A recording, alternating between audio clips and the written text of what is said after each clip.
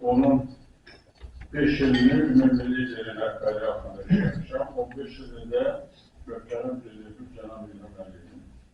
Yəni, hər iki tərəfdən əlaqələrim olubdur. Ancaq ümumi liderimizin hakimiyyəti ikinci dəfə gəldiyi dövrü biz yaxşı xatırlayırıq. Və televizorla dedim, o vaxt dedi ki, bir sürgün demokratik dünyəvi dövlət quracaq. Şəxsən mən bir ziyarətimi fikirləşdim ki, bu vəziyyətdə necə bunu qura biləcək? Erməni işğalçılığı oradan, separatist qrupların Dağıstan o tərəfə gələcək və cənub tərəfdən hələ ki, Müqəddəf hadisələri, yəni separatçılıq çox erməni yavaş-yavaş gəncə tərəf gəlidir. Ancaq ona baxmaları konstitusiyanı yazmağa komissiya yaradanda hamımızı yığandı, orada dedik ki, bilin ki, bu konstitusiya artıq ondaki konstitusiya elimizi, suvereniteti ilimizi onu yazanda dedi, bax, bir nəzər alın ki, bütün müddəalarda konstitusiyanın hüququ demokratik dünyada düşüncə öndə olmalıdır. 20 yıl müvəttəmə gəlsin. Müvəttəmə gəlmir. Müvəttəmə gəlmir. Yəni, deyirəm, qardeşlər işi çoxdur. Gələdimizdə böyük məsələdir. Və nəhayət gəldi onu göstərdi ki, bugün onun ideyaları əsasında ondan ötürülər yapılmaq dövlətçilik, orada da dünya müstəvisində hüququ demokratik dünyada dövlət kimi qəbul olunur. Bu çox vacibdir. Mən xaricdə çox oluram. Soruşurlar ki, siz korkmazsınız ki, ümumilidir. Ümumiyyətlə, tarixdə ümumilidirlər, çox az olur. Fransa'da Şarlı'da, Hindistan'da Cavahirler Nehru, diğer kardeş Türkiye'de, Atatürk, Azerbaycan'da da liderimiz Heydər Əliyev. Yani bu onluğun sərtliğin içine düşen liderlerden biri olubdur. Ama lider kimə deyilir, bu çok maraqlıdır. Ben baxmışam, mesela Fransa'da Charles de Gaulle'un vəzifəsini ne edib ki, tarixə çıxa bilibdir. Amerika'dakiler, George Washington'un fəaliyyətinə baxmışam, Cavahirlər Nehru'nun fəaliyyətinə baxmışam ki, müqayisə edin görün, bizim liderimizin onlardan fərqi nələrdir? Yəni, mən qısa bir fikir ortaya qoyacağım. Deməli, Fransa'da müharibədən çox iqtisadi gərginlik oldu. Millət getdikcə sosial durumu aşağı düşür. Çox gərginlik. Charles de Gaulle'a müraciət ediblər, gəlib ölkənin bu sosial durumunu yaxşılaşdırıb çıxardılar. Başqa ölkələrdə də başqa müstəvidir. Ya müharibədən çıxardıqlar, ya sosial gərginlikdən, ya siyasi durum zəif olubdur, dövlətçilik zəifliyib, onu qorumaq üçün ediblər. Ancaq bizə vəzifəmiz, onların hər birində olan prosesin cəmidir. Biz həm ermənilərin işğalına məruz qalmışdır, daxildə separatçı qüvvələr, İkili standart, biz işləməyən qüvvələr çox idi, əlbəttə Xristiyan, Cənub Qafqazda Xristiyanların xüsusi əksasını və onların sözü keçdi. Bütün bu və sosial gərginlik, hər özünü bir hökumət hesab edirdi. Yazda da söylək növbəsi vardı, Beydin növbəsi var idi, indi yadımızdan çoxları çıxır. O bütün hamısını həll edə bildi və gəlib buna çıxır. Ona görə onun o fəaliyyəti, tarixi adımları, tarixi siyasəti bizi bugünə çıxarır. O bugün İranın prezidenti gəlir. İndi bu yaxınlarda İsrailin prezidenti gəlməsi falan müvəqqəti yəqin yaxınlarda gələcəkdir. Yəni İsrailin özündə də böyük gərginlik var. Çin Xalq Respublikasının prezidentimizin səfəri 10 milyon bizi 1,5 milyardda bularsın. Necə qəbul elədik? Adətən o 100 milyonluq dövlətin rəhbərini, 500 milyonluq dövlətin rəhbərini elə qəbul elədik. Ancaq bizim prezidentimizi çox yüksək səviyyədə qəbul edir. Çox yüksək səviyyədə. İndi aslında bir dəfə buna gedim, bir dəfə İşin Müəllim Təhsil Nazirlikdir, mən də rektorum, İşin başqa rektor, nümayəndə heyəti getdik Çin Xalq Respublikasına. Və elə oldu ki, bu Çin Xalq Təhlükəsizlik naziri qadın idi. Belə bizim qabağımıza gəldi, uşaq kimi qaçırdı sağa sola belə də, çox diqqət edirdi bizə. Dedim, Hüseyin müəllim, bu bilmir bizim əhali nə qədərdir, o vaxt 8 milyon idi. Ona görə yazıb qaçır ora, bura bizə hörmət edilməyir. Ancaq nəsə soruşsa, bir əhalinin sahibidir.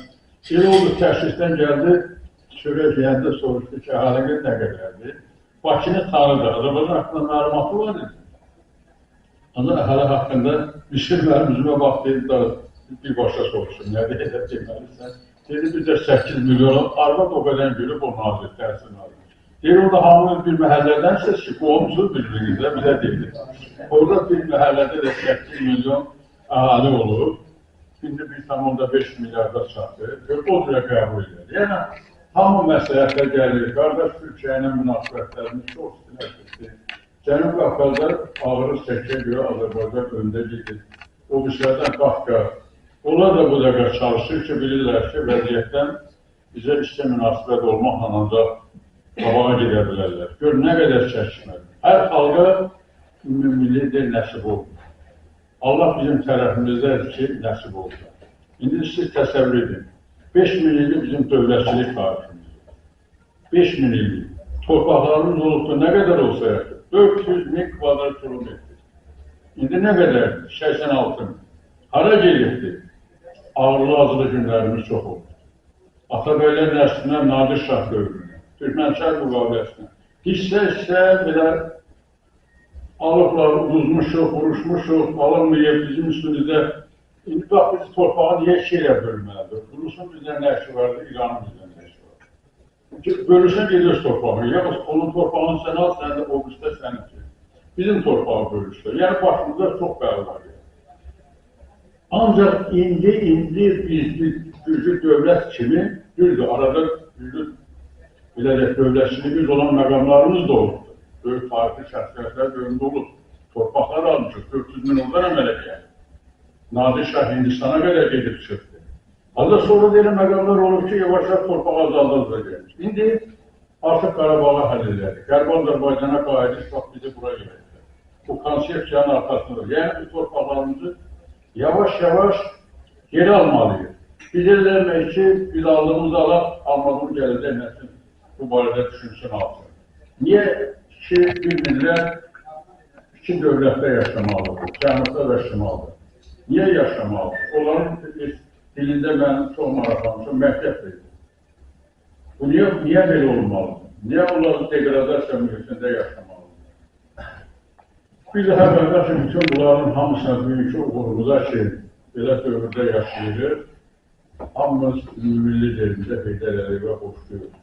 Mən hərdən özüm də fikirləşirəm, deyirəm, görəsən mənim xarakterim olğun, hansı əsrdə yaşasam daha yaxşı.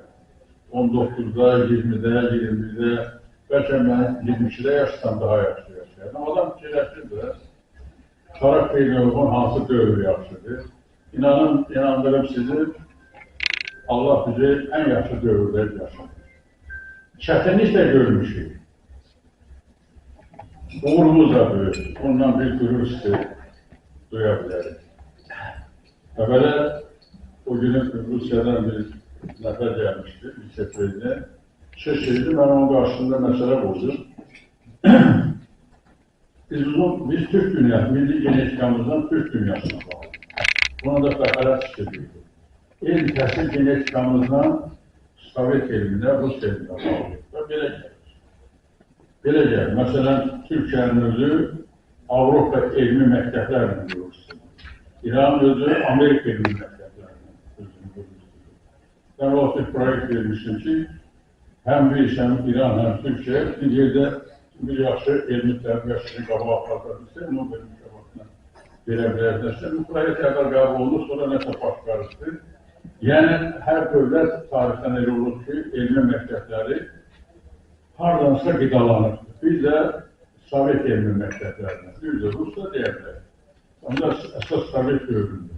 Bizim okuduğumuz ali məktəblər Sovet dövründə olur, Moskvada olur. Buna görə bizim alimlər bəzən də çox dağıtmasınlar. Mən onlara deyirəm ki, yazır rasist üslubunu deyiləm yox, ya Sovetski rasist üslubunu. Biz de yazmalıyız ki Sovetski Azerbaycan üslubu. Elə cavablar o dövrdə yaşamıyor, bu yaşam Azerbaycan alemi.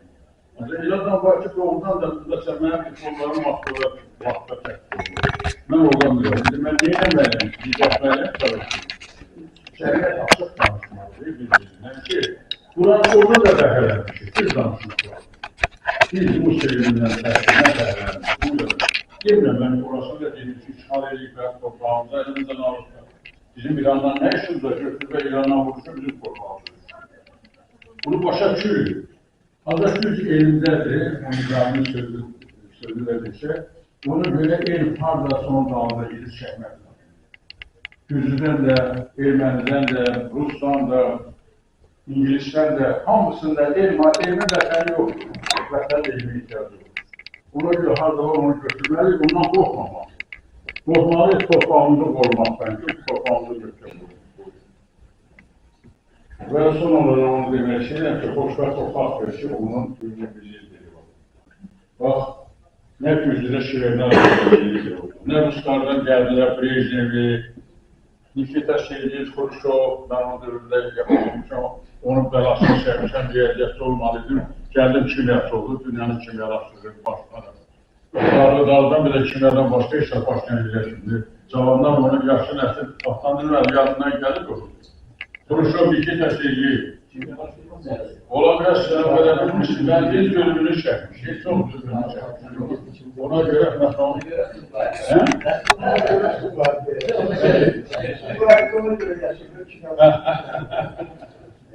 yəni, demək ki, heç bir də nə Ukraynada şehit var idi, yazıcıları, nə o qışdı, nə bu qışdı, hamısı sıradan çıxdı. İndi bax, Putin özü ümumilli deyil. Narazılıq var, çox böyük. Ancaq yeganə Sovetlər məkanında o dağılandan sonra, hansı ki, biz o Krişanın altında ödəyələ yaşam. İndi yeganə qalan tarixləşən ümumillilərdir. Tarixləşib, xalqının millətini qoruyur. Həm sosial durumla, həm intellektual sferada, həm ideoloji, milli ideoloji mühitin formalaşmasında. Bu baxımdan mən hesab edirəm ki, ümumi liderimiz İşək Azərbaycan xalqı var, yaşayacaqdır. Və xalq o vaxt daha çox xoşbəxtdir ki, ümumi lideri, siyasi kursunun xalq prezident birliyi çox uğurla aparır. Biz gün onun da şahidiyik ki, bütün Qərbi Azərbaycanlılar, bütün Azərbaycanlılar kimi həmişə ümumi liderimizin siyasi kursunu dəstəkləyirik. Onun məsləhətlərinə, töhfələrinə diqqətlə yanaşdırır, onu apardığı strategiyanı, taktikanı çevirir, həyata keçirir və ən bizim üçün maraqlı siyasi Qərbi Azərbaycana qarşı konseptləşdirir ki, hamılıqla onu biz dəstəkləyirik.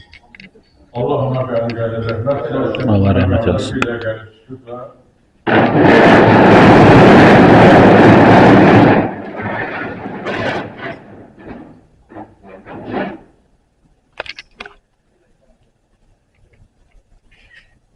Allah rəhmət eləsin. Allah rəhmət eləsin. Mənə gəlir, mən bir 10 dəqiqəli, 15 dəqiqəli çıxış edəlim.